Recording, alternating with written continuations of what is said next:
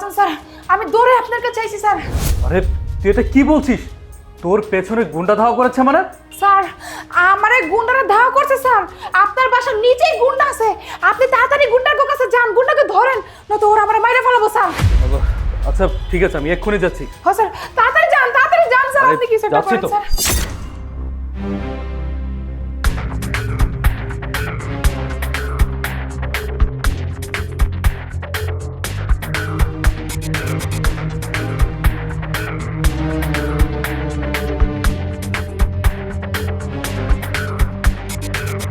কিরে, তুই যে আমাকে বললি তোর পিছনে গুন্ডা বান্ডা ধাওয়া করেছে, আমার এই বাসার নিচে দাঁড়িয়ে আছে, কই? আমি তো সেখানে গিয়ে দেখলাম কেউই নেই, পুরো রাস্তা ফাঁকা, পুরো এলাকা ফাঁকা। তার মানে তুই আমাকে মিথ্যে বলছিলি? কেন মিথ্যে বললি? কি কোন স্যার, রাস্তা ফাঁকা, পুরো এলাকা ফাঁকা? তার মানে গুন্ডারা ভয় পালায় গেছে। গুন্ডারা হয়তো বুঝতে পারছে যেটা তো পুলিশের বাড়ি, এর লিগা পলায় গেছে স্যার। এই ওয়েট, তুই কি বললি? ওরা যখন বুঝতে পারছে যে তুই আমার বাসায় কাজ করিস, এটা একটা পুলিশ অফিসারের বাড়ি, তখন তারা পালিয়ে গেল। আমার না তোর কথায় সন্দেহ হচ্ছে। তো ওরা যদি জানতোই যে তুই আমার বাসায় কাজ করিস, তাহলে তোকে ধাওয়া করে আমার এই বাসা পর্যন্ত কেন নিয়ে আসবে? স্যার আমার তো কথা ওইটা, যে ওরা যদি জানে যে আমি এই বাসার কামের বউ, তাহলে আমারে কি লিগা দাঁড়া করলো? স্যার আমার কি মনে হয় জানেন, অগো খারাপ মতলব ছিল। ওরা ভাবছিল কি আমি তো রাস্তা দিয়ে আইতাছিলাম, কোনোভাবে যদি আমারে ধরতে পারে, আমার যদি কোনো ক্ষতি করতে পারে, লাভ তো অগো হইব। কিন্তু ওরা তো পারে না, এই কারণে আমি দৌড়ে আপনার কাছে আয়া পড়ছি স্যার, এর লিগা বয়ে পলাই গেছে। এই থাম, তোর কথায় আমি ভরসা পাচ্ছি না। আমার এখন তোকে সন্দেহ মনে হচ্ছে। তুই মনে হচ্ছে আমার কাছ থেকে কিছু একটা লুকোচ্ছিস। কি লুকোচ্ছিস সরাসরি বলে ফেল, আর তা না হলে আমাকে যদি বের করতে হয় না, তাহলে কিন্তু তোকে আমি ছেড়ে কথা বলবো না। তুই খুব ভালো করে জানিস আমি একজন পুলিশ অফিসার, আর পুলিশ অফিসারের চোখ না ফাঁকি দেয় এতটা সহজ না। বল, সত্যি কথা বল। ও স্যার, আপনারা যে আমি এতবার কইতাছি আমি কোনো কিছু আপনার কাছে লুকাইতাছি না, আমি যা কইছি সত্যি কথা কইতাছি। স্যার আপনি ওর কথা বিশ্বাস করবেন না। ও তো স্যার একজন কাজের মেয়ে, ওর পাশে গুন্ডারা কেন ধাওয়া করবো? এছাড়া এই বাসাতে কাজ করে খা। স্যার ওর কিন্তু স্বভাব বলা না, ও স্যার কিন্তু ধান্দাবাজ আর সুন্নি। হাই চুপ থাক স্যার, আমার কথা বিশ্বাস করবো না তো কি তোর কথা বিশ্বাস করবো? হ্যাঁ স্যার, এই সব মস্তায় উল্টা পাল্টা কথা কইতাছে, ওর একটা কথা বিশ্বাস করবেন না স্যার। স্যার আমি কিচ্ছু করি নাই স্যার, সত্যি কইতাছি, আমি নিচে গুন্ডা আইছিল, গুন্ডা মানে তারা করছিল স্যার, আপনি আমার কথা বিশ্বাস করেন স্যার। না না স্যার, ওর কথা বিশ্বাস করবেন না, ও স্যার কিন্তু ধান্দাবাজ। স্যার আমার কইকে জানেন, যখন স্যার অফিসে চলে যা, তখন তো ঘরের টাকা পয়সা সব ছিটানো উঠানো থাকে, আমরা দুইজনে নিয়ে ভাগে চলে যাবো।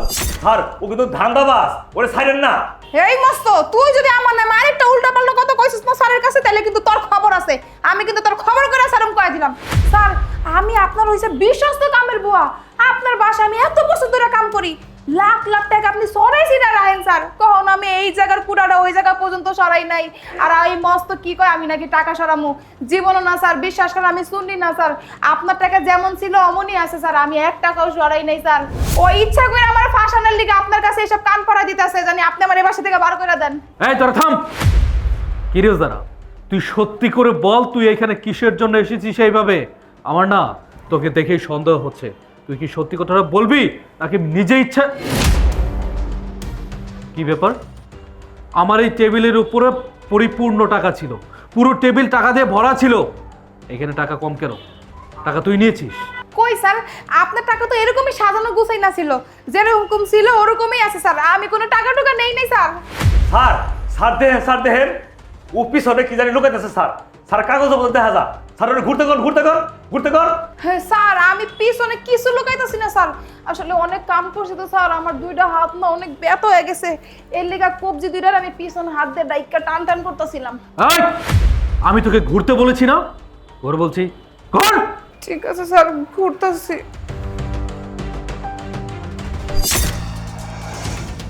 দেখছেন স্যার, কইছি না স্যার ও সুন্নি। তোর এত বড় সাহস, তুই আমার বাসা থেকে আমারই চোখের সামনে থেকে টাকা চুরি করছিস?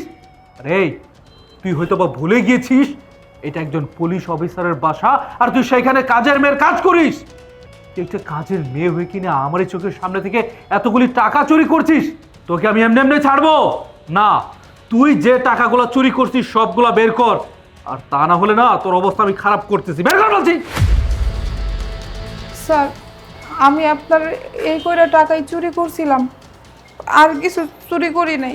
ছি ছি ছি ছি, তোকে আমি বিশ্বাস করতাম। আরে তোকে আমি বিশ্বাস করে আমার বাসায় কাজের মেয়ে হিসেবে কাজ করাচ্ছি, তোকে আমি মাসে মাসে ডাবলের ডবল মাইনে দিচ্ছি। আমি সব সময় তোকে আমার নিজের পরিবারের মতো ভেবেছি।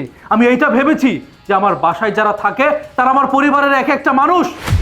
কিন্তু তুই তুই সেই বিশ্বাসের সুযোগ নিয়ে তুই আমারই বাসা থেকে আমারই চোখের সামনে এভাবে টাকা চুরি করেছিস।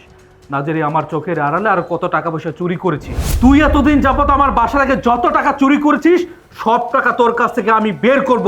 চল থানায়, আবার তোকে এমনি এমনি ছেড়ে দেওয়া যাবে না। চল। স্যার আমি জানি আজকের পর থেকে আপনি আমার আর এই বাসায় কাম করতে দিবেন না স্যার, কিন্তু সত্যি কথা কইতাছি স্যার, বিশ্বাস করেন আমি ইচ্ছা কইরা আমি আপনার টাকাগুলি চুরি করি নাই স্যার। আমি টাকাগুলি চুরি করতে বাধ্য হয়েছিলাম। বাধ্য হয়েছিস মানে? এই তুই কি বলতে চাইছিস?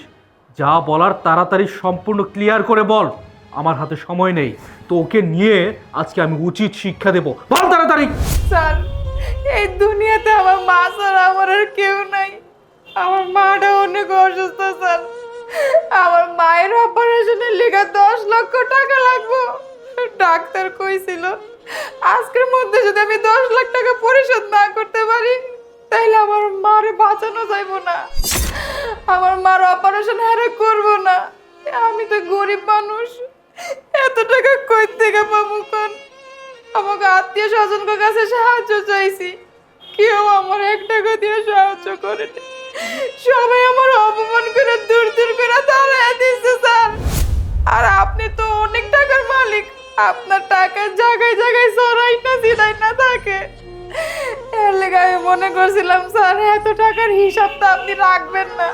আমি যদি আপনার টাকাটা নিয়ে হাসপাতালে জমা দিই আমার মায়ের অপারেশনটা হইব, আমার মা সুস্থ হয়ে যাইব, আমি আমার মারে ফিরা পাবো। কিন্তু এখন তো আপনি সবকিছু জানাই গেছেন স্যার। ও স্যার আপনি আমার এই বাসা থেকে বার করে দিয়েন না স্যার, আপনি আমার মাফ করে দেন। যারা কই তোর মা যে অসুস্থ তুই তো আমাকে একবারের জন্য বলিসনি। আরে তোর মা অসুস্থ, টাকা পয়সা লাগবে, তুই আমাকে সরাসরি বলতে পারতি। আমি তোর মায়ের চিকিৎসার ব্যবস্থা করতাম, যত টাকা লাগে আমি দিতাম। কিন্তু তুই তুই আমাকে না বলে আমারই বাসা থেকে টাকা পয়সা এভাবে চুরি করেছিস। কত টাকা এভাবে চুরি করেছিস সেটা আমি জানি না, তবে তুই আমাকে একটা বার যদি বলতি যে আমার মায়ের চিকিৎসার জন্য টাকা লাগবে, আমি সেই টাকা পয়সার ব্যবস্থা করতাম। তুই মস্তুর দিকে তাকিয়ে দেখ, মস্তুর মেয়ের বিয়ে হচ্ছিল না, অনুষ্ঠান করাতে হচ্ছে, টাকা পয়সার দরকার ছিল, সব টাকা পয়সা আমি খরচ করেছি। আমি ওর কাছে একটা টাকাও ফেরত চাইনি, কখনো বলতেও যাইনি যে টাকা আমি ওকে দিয়েছি সে টাকা তাড়াতাড়ি আমাকে নিয়ে এসে দে। কারণ আমি তোদেরকে সবসময় নিজের পরিবারের মানুষ ভেবেছি। আমি ভেবেছি আমার একজন বাবার সমতুল্য কাকা আছে আর আমার বোনের সমতুল্য একজন বোন আমার বাসায় আছে।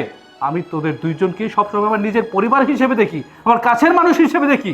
আমাকে বললে কি আমি ব্যবস্থা করতাম না? ঠিক আছে, আজকে শুধুমাত্র তোর মায়ের চিকিৎসার জন্য টাকাটা চুরি করেছিস বলে আমি তোকে ক্ষমা করে দিচ্ছি, কিন্তু নেক্সট টাইম যদি আর এমন করিস না তাহলে কিন্তু তোকে আমি এই বাসা থেকে বের করে দিব। তোকে আমি ক্ষমা করব, তবে আজকে আমাকে একটা কথা দিতে হবে, তুই আর কোনো দিন এই বাসা থেকে কোনো কিছু চুরি করবি না। চুরি তো দূরের কথা, তুই চুরির কথা মাথায় আনতে পারবি না। কি আমার শর্ত তুই মানতে পারবি?